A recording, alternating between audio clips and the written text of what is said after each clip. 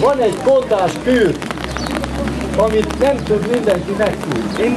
De ezek a gyerekek arra vállalkoztak, hogy ők megfújják. Gyertek ide fel a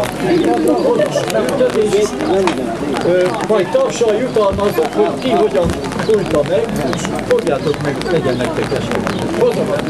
Ez a két fiatalember olyan erősen fogja megfújni, hogy a dokkártyák veszélybe lesznek. Bizonyára tudja mindenki, hogy ez egy ökörnek a szarva, ebben van egy luk, de nincs benne semmi rezgőnyel, vagy akármi, tehát ez nem egyszerű megfújni. Most először próbálkozik a Molnár Csaba.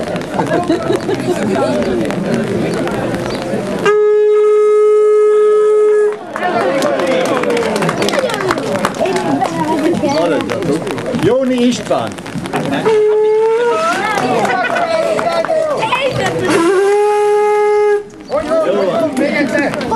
És akkor a te neved?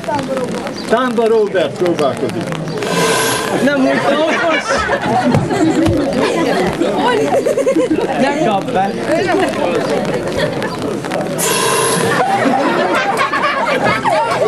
Nem megy. Te is megpróbálod? Ki akar még próbálkozni felnőttek közül? Én megpróbálom.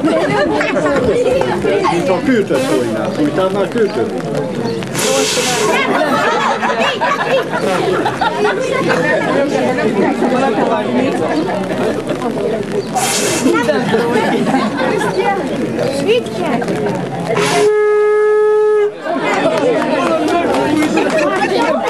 Van egy más vállalkozó, esetleg felnőtt?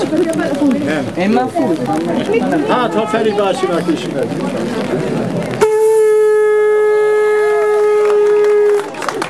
Lefújtunk.